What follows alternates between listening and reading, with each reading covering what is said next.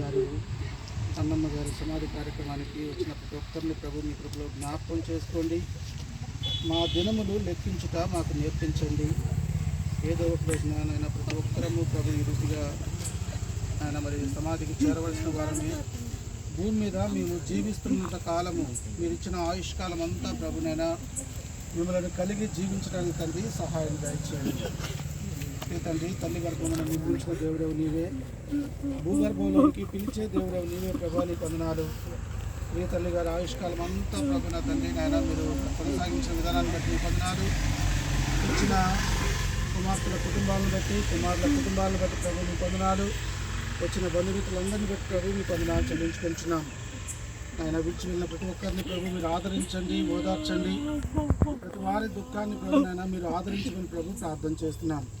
నిరీక్షణ లేని ఇతరుల వలె మేము దుఃఖపడుకున్నట్టు ఒకనొక దినం